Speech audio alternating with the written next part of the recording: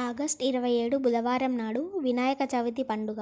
వినాయకుడిని పూజించడం ఎంత ముఖ్యమో అదేవిధంగా వినాయకుడిని నిమజ్జనం చేసే సమయంలో తప్పనిసరిగా కొన్ని నియమాలను పాటించాలి. అప్పుడు మాత్రమే ఆ బుజ్జ గణపయ్య సంతోషించి మీ ఇంటికి కనక వర్షాన్ని కురిపిస్తాడు. వచ్చే సంవత్సరం వినాయక చవితి వచ్చేలోపు మీ కోరికలన్నీ వెంటనే సిద్ధించి మీ ఇల్లంతా అష్టైశ్వర్యాలతో నిండిపోతుంది. కాబట్టి ఏ రోజున వినాయకుడిని నిమజ్జనం చేయాలి, పీఠాన్ని ఎలా కదిలించాలి, నిమజ్జనం చేసేటప్పుడు ఏ మంత్రం చదవాలి, ఎన్ని రోజులు ఇంట్లో గణపతిని పూజించాలి, నదిలో నిమజ్జనం చేయలేని వారు ఇంట్లో ఎలా నిమజ్జనం చేయాలి, ఇలాంటి ఎన్నో విషయాల గురించి ఈ వీడియోలో తెలుసుకుందాం. ముందుగా వీడియోకి ఒక లైక్ కొట్టి ప్రతి ఒక్కరూ జై గణపతి అని కామెంట్ చేయండి. ఆగస్ట్ 27 బుధవారం నాడు మధ్యాహ్నం 1:58 వరకు చవితి గడియలు ఉన్నాయి. కాబట్టి ప్రతి ఒక్కరూ తప్పనిసరిగా మధ్యాహ్నంలోగా వినాయకుడి పూజా కార్యక్రమాలను ముగించుకోవాలి. అయితే ఈ వినాయక చవితి నాడు పొరపాటున కూడా చంద్రుడిని చూడకూడదు. శాస్త్రం చెబుతుంది.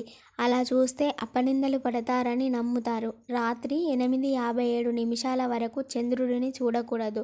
ఈ వినాయక చవితి నాడు గణపతి విగ్రహాన్ని ప్రతిష్ఠించి 10 రోజుల పాటు గణపతిని పూజిస్తారు. మరికొంతమంది ఇంట్లో గణపతిని ప్రతిష్ఠించి 3వ రోజు, 5వ రోజు, 9వ రోజు, 11వ రోజు లేదా 21వ రోజున గణపతిని నిమజ్జనం చేస్తారు. అయినా ఈ సెప్టెంబర్ 7వ తేదీన చంద్రగ్రహణం వచ్చింది కాబట్టి 11వ రోజుల పాటు కాకుండా 9వ రోజున గణపతిని నిమజ్జనం చేసుకోవాలి. గణపతిని నిమజ్జనం చేయాలంటే చాలా నిష్టగా ఉండాలి. ఎలా పడితే అలా గణపతిని నిమజ్జనం చేయకూడదు.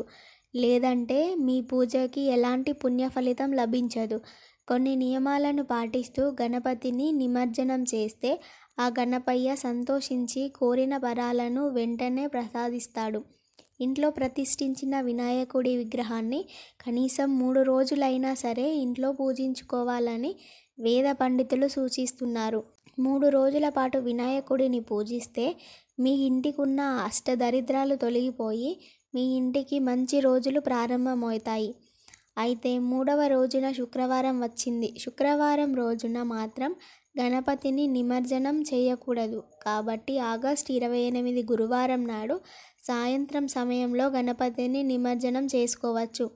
ఇక 5 రోజుల పాటు గణపతిని పూజిస్తే ఇక మీ ఇల్లంతా అష్టైశ్వర్యాలతో నిండిపోతుంది. 5వ రోజు అంటే ఆగస్టు 31వ తేదీన ఆదివారం నాడు గణపతిని నిమజ్జనం చేసుకోవచ్చు.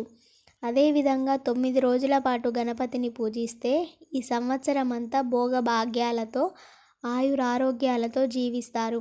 ఈ విధంగా ఎన్ని రోజులైనా సరే గణపతిని పూజించుకోవచ్చు. వినాయకుడు మీ ఇంట్లో ఉన్నన్ని రోజులు ప్రతిరోజు తప్పనిసరిగా దీపారాధన చేయాలి. 2 పూటల దీపం వెలిగించాలి. గణపతికి నైవేద్యాన్ని సమర్పించాలి. అప్పుడు మాత్రమే మీ పూజకు రెట్టింపు పుణ్య ఫలితం దక్కుతుంది. ప్రతిరోజు నైవేద్యం తయారు చేయలేని వారు ఒక చిన్న బెల్లం ముక్కను నివేదించినా సరిపోతుంది. మీ ఇంట్లో పూజించిన గణపతిని విగ్రహాన్ని నిమజ్జనానికి తీసే ముందు గణపతి విగ్రహాన్ని మీ కుడి చేతితో పట్టుకొని 3 సార్లు కదిలించాలి. పూజలో ఉపయోగించిన పత్రికలను అలాగే పువ్వులను కూడా తీసి వినాయకుడితో పాటు నిమజ్జనం చేయాలి. గణపతి పూజలో పెట్టిన పాలవెల్లిని కూడా గణపతితో పాటు నిమజ్జనం చేసేయాలి. మీ గణపతిని నిమజ్జనానికి తీయాలంటే సాయంత్రం 6 గంటల నుండి 9 గంటల మధ్యలో ఇంట్లో దీపారాధన చేసి గణపతి విగ్రహాన్ని నిమజ్జనానికి తీసుకువెళ్ళవచ్చు. ఇక మీ వినాయకుడి పూజలో వినాయకుడికి సమర్పించిన బియ్యంతో పరమాన్నం తయారు చేసి ఇంట్లో ప్రతి ఒక్కరూ ప్రసాదంలా స్వీకరించాలి. అలాగే ఆ బియ్యంతో అక్షింతలను తయారు చేసుకోవచ్చు. మంగళవారం మరియు శుక్రవారం ఈ 2 రోజుల్లో మాత్రమే గణపతిని ఎట్టి పరిస్థితుల్లో నిమజ్జనం చేయకూడదు. గణపతిని నిమజ్జనం తీసుకువెళ్ళే ముందు మీ ఇంట్లో ఉన్న ప్రతి ఒక్కరూ వినాయకుడికి నమస్కారం చేసుకొని మీ కోరికలన్నీ గణపతికి చెప్పుకోవాలి. స్వామివారికి 9 గుంజీలు తీసి నిమజ్జనానికి తీసుకువెళ్ళాలి. ఇంట్లో పూజించిన గణపతి విగ్రహాన్ని మగవారు నిమజ్జనం చేస్తేనే చాలా మంచి ఫలితం దక్కుతుంది. ఒక పవిత్రమైన నదిలో గణపయ్యను నిమజ్జనం చేయాలి. అయితే నదుల్లో గణపయ్యను నిమజ్జనం వీలు కాకపోతే మీ ఇంట్లోనే చక్కగా నిమజ్జనం చేసుకోవచ్చు. ఇంట్లో గణపతిని ఎలా నిమజ్జనం చేయాలో ఇప్పుడు తెలుసుకుందాం. ఇంట్లోనే గణపతిని నిమజ్జనం చేయకూడదు. మీ ఇంటి బయట కానీ లేదా మీ మేడ మీద కానీ స్వామివారిని నిమజ్జనం చేసుకోవచ్చు.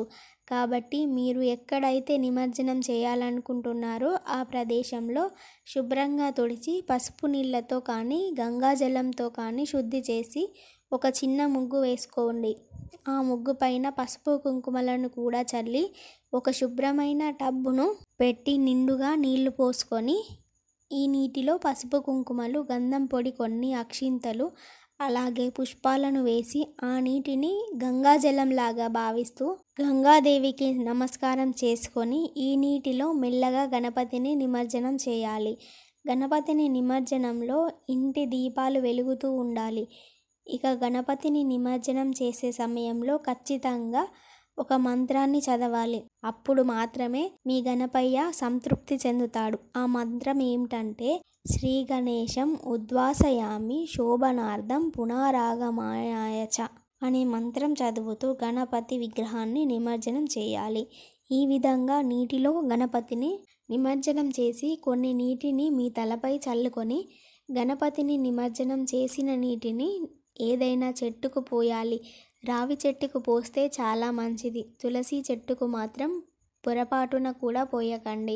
అయితే మనలో చాలామందికి 9 రోజుల పాటు కుదరదు. అలాంటి వారు, మీ ఇంట్లో విగ్రహాన్ని పెట్టుకోలేని వారు మీ ఇంటి దగ్గర ప్రతిష్ఠించిన గణపతి విగ్రహానికి ప్రతిరోజు నైవేద్యాలను తయారు చేసి స్వామివారికి నివేదించండి. గణపతి ఆహార ప్రియుడు కాబట్టి భక్తి శ్రద్ధలతో గణపతికి ఏది నివేదించినా సరే మీ నైవేద్యాలను తప్పనిసరిగా అంగీకరిస్తాడు, ఆరగిస్తాడు. గణపతికి సమర్పించే ఒక్కో నైవేద్యానికి ఒక్కో ప్రతిఫలం ఉంటుంది.